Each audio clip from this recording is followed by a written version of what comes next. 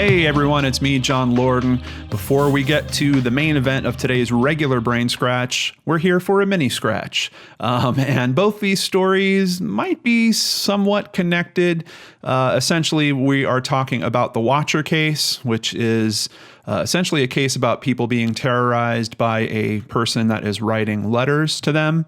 The case we're covering later today on regular full-blown Brain Scratch is the Circleville letters, also in that same vein. But for this mini scratch, there has been some new developments in the case of the Watcher.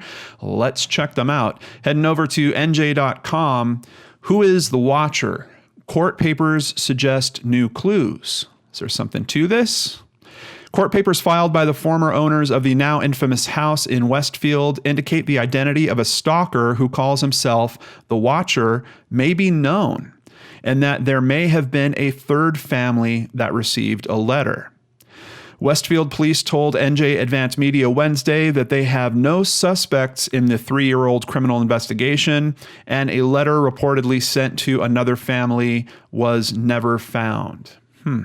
The civil suit filed against the Woods by Maria and Derek Broaddus, the current owners of the home, claims the prior owners knew about the stalker from a letter they received, but failed to tell anyone until after they sold the house. And speaking of which, if you're not familiar with this case, I will have a link to the Brain Scratch episode about it in the description box below, so you can check that out.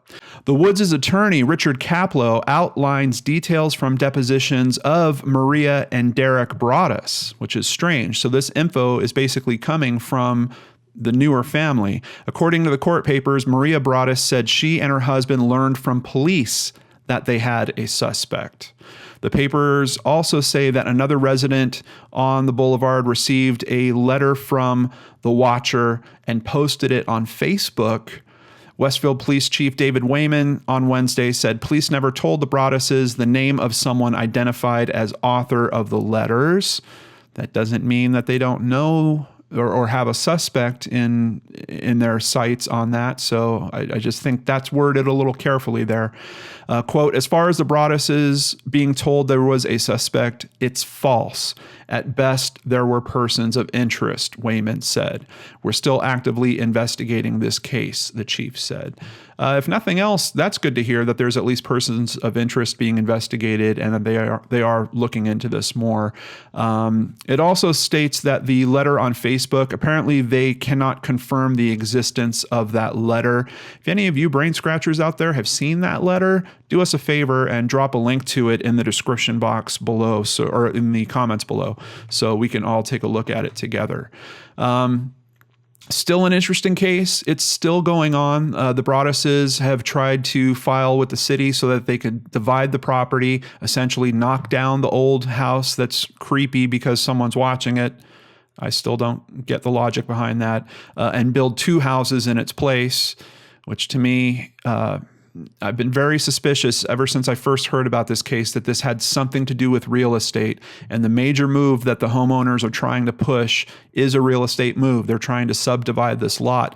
The city's pushing back on that. The neighbors are pushing back on it because they're saying that's not going to fit with the rest of this neighborhood in terms of the look and style of this neighborhood. And so far, that pushback has been working.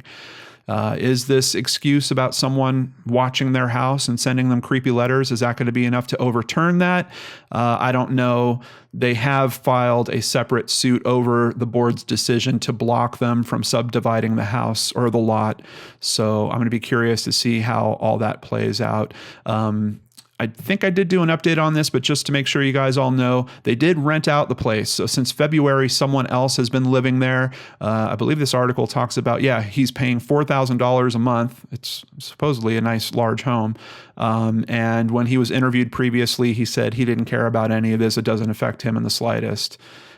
So apparently he's not intimidated by any of these letters that might be popping up in his mailbox. But that is it on The Watcher. If you want to see more about letters that impact a community and quite specifically several people's lives directly, be sure to check out the full-blown Brain Scratch also being released today on the Circleville letters.